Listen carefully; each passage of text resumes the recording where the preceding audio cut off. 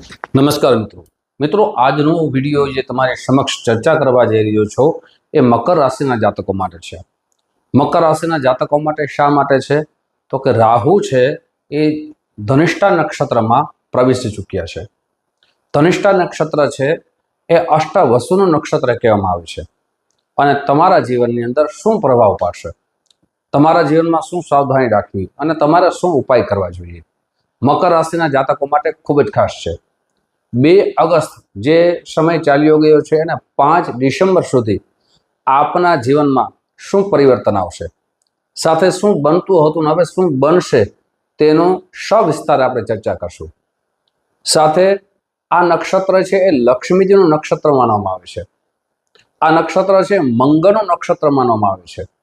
મંગળ એટલે પરાક્રમ થાય। મંગળને લગતી જે પણ કારક વસ્તુઓ છે એનું આપના જીવનમાં જે પરિવર્તન આવશે। મંગળ છે ભૂમિના કારક છે, મંગળ છે એ લગ્નના કારક છે, મંગળ છે પરાક્રમ સાહસના કારક છે, રાહુ છે એ ભ્રમ પણ છે, રાહુ છે એ અચાનક લાભ આપનારા ગ્રહ માનવામાં આવે છે। સાથે એમ પણ કહી શકાય કે રાજાને રંક પણ બનાવી શકે છે અને રંકને રાજા પણ બનાવે છે, એ રાહુ છે। હવે એ રાહુ તમારી રાશિમાં શું પ્રભાવ પાડશે? તમારી રાશિ પ્રમાણે રાહુ છે એ એકાદશ કુંભ રાશિમાં છે, દ્વિતીય ભાવમાં છે। દ્વિતીય ભાવ એટલે ધન ભાવ, દ્વિતીય ભાવ એટલે પરિવારનું અને દ્વિતીય ભાવ એટલે વાણી। આ 3 જે કારક મેન છે જીવનના, તેમાં શું પ્રભાવ પડશે અને શું પ્રભાવ પેલા પડતો હતો? શતભિષા નક્ષત્રમાંથી ધનિષ્ઠા નક્ષત્રમાં આવી ચૂક્યા છે, તો રાહુનું નક્ષત્ર શતભિષા છે, તો આપના જીવનમાં એ પ્રભાવ શું પડતો હતો કે આપના ધન બાબતમાં ખૂબ જ મુશ્કેલી આવતી હતી। જે ધનની આવક તો થતી હતી પણ જાવકનો દર વધારે હતો એટલે ધન બચત થતી ન હતી। સાથે આપના પરિવારમાં વાદ વિવાદ ખૂબ થતા હતા। વાણી તરફથી આપ કોઈ વ્યક્તિને સારું કહેવા જાઓ, સારી સલાહ આપો, પણ એ સલાહ આપ માટે યોગ્ય બનતી ન હતી। આપને યશ મળવો જોઈએ, આપનું માન સન્માન વધવું જોઈએ, પણ એનાનું ઉલટું થતું હતું। વાણીથી જે પ્રભુત્વ જાણવું જોઈએ એ પ્રભુત્વ આપનું થતું ન હતું। હવે શું થવાનું છે? આપના જીવનમાં પરિવર્તન તે થવાનું છે કે ધનની બચત થવાની છે। સાથે ધન જે આવક થતી હતી અને એની સામે જાવક હતી, એ જાવક છે એ બંધ થવાના યોગ નિર્માણ થઈ રહ્યા છે। પરિવારમાં જે ઝઘડા થતા હતા, વિવાદ થતા હતા, એ વિવાદ દૂર થશે।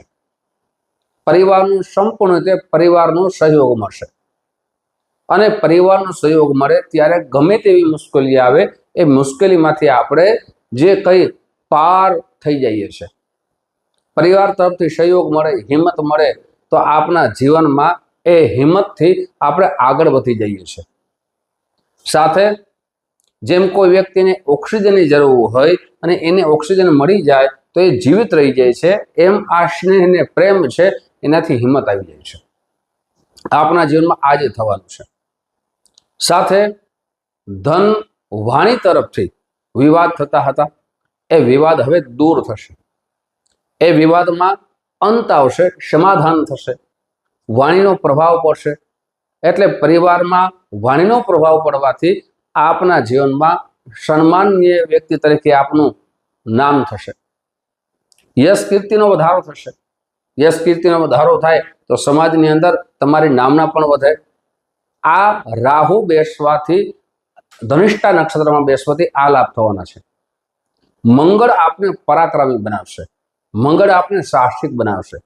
કોઈ પણ કાર્ય કરીએ અને એ કાર્યનો નિર્ણય ન કરી શકીએ, સાહસ ન કરીએ તો સફળતા મળતી નથી। એટલે પરાક્રમ પણ કરવું પડે, સાહસ પણ કરવું પડે, તેમની પાછળ મહેનત પણ કરવી પડે। એટલે આપ મહેનતુ તો થશો, કેમ કે મંગળ ઉત્સાહના ગ્રહ માનવામાં આવે છે। આપના જીવનમાં આ મોટા પરિવર્તનો આવવાના છે। હવે રાહુની 3 દ્રષ્ટિ જોઈએ તો પ્રથમ દ્રષ્ટિ 6ઠા ભાવમાં પડે છે, બીજી દ્રષ્ટિ છે એ અષ્ટમ ભાવમાં પડે છે, ત્રીજી દ્રષ્ટિ છે એ કર્મ ભાવ 10મ ભાવમાં પડે છે, કેન્દ્રમાં પડે છે। તો આ 3 દ્રષ્ટિનું ફળ તમારા જીવનમાં કેવું મળશે એ વિશેષ ચર્ચા આગળ વધારીએ તે પહેલા એક નમ્ર પ્રાર્થના છે, મારા નવા મિત્રો આ વિડીયો જોઈ રહ્યા છો, મિત્રો આ વિડીયો તમને ગમે તો જરૂર ને જરૂર લાઈક કરજો, શેર કરજો. સાથે મિત્રો, આપ કયા શહેરથી આ વિડીયો જોઈ રહ્યા છો, જય શ્રી કૃષ્ણ અવશ્ય લખજો, તમારા શહેરનું નામ અવશ્ય લખજો, જેનાથી મને ખબર પડે કે આપણા ગુજરાતથી અથવા અન્ય પ્રદેશોથી જોવાય છે, કઈ જગ્યાએથી આ વિડીયો આપ જોઈ રહ્યા છો. હવે મિત્રો, ખાસ કરીને ફેસબુકના માધ્યમથી આ વિડીયો જોઈ રહ્યા છો, અમારા પેજને ફોલો કરી લેજો, જેનાથી આવી સુંદર માહિતી આપને પ્રાપ્ત થતી જ રહે. સાથે વિડીયો ફેસબુકમાં પણ શેર કરવું ભૂલશો નહીં મિત્રો.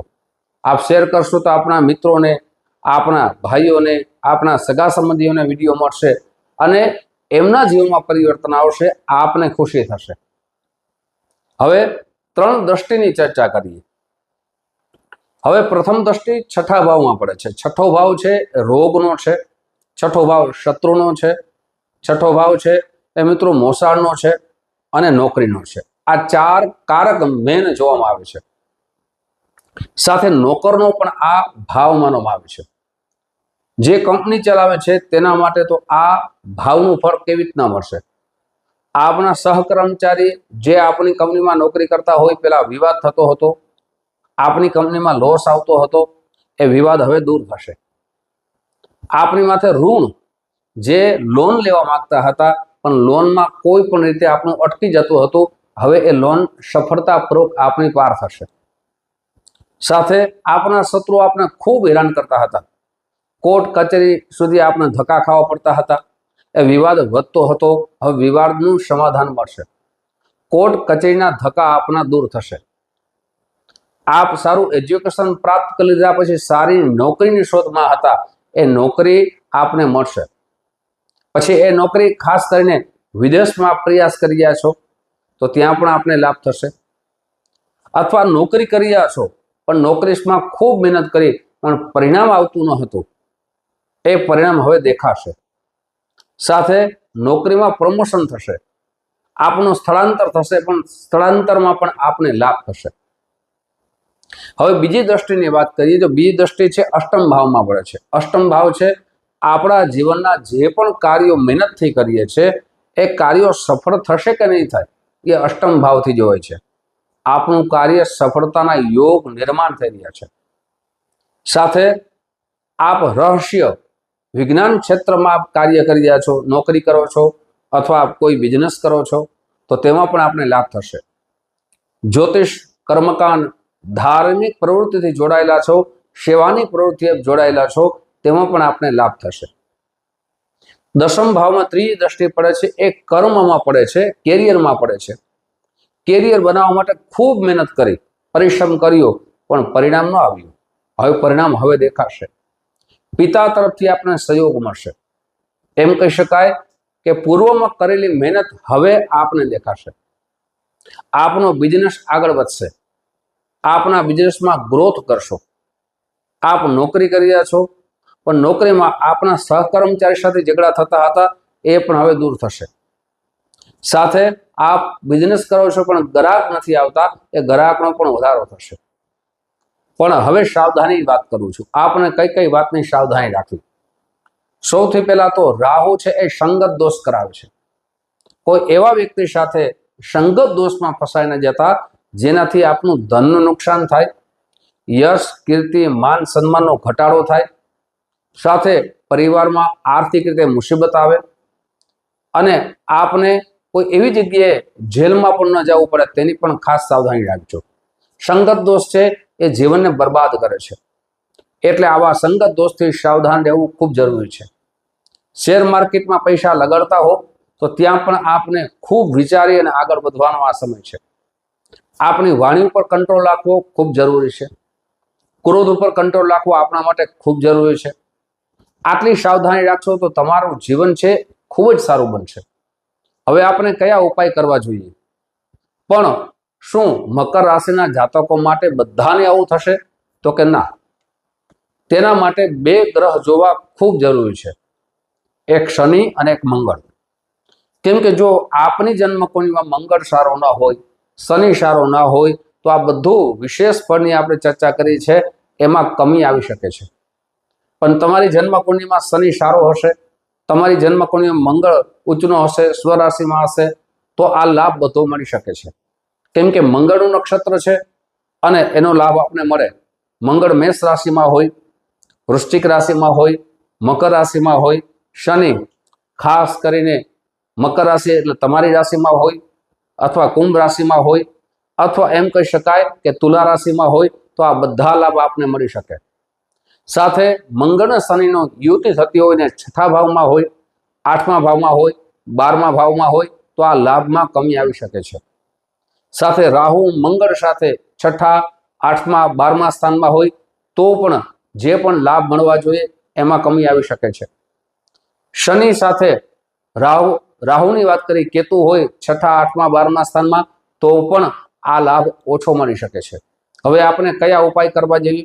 સૌથી જે પણ અશુભ યોગ નિર્માણ થઈ રહ્યા છે તેની શાસ્ત્રોક્ત પૂજા અવશ્ય કરાવવી જોઈએ. આપણી રાશિ પ્રમાણે આપણું રત્ન છે એ નીલમ છે.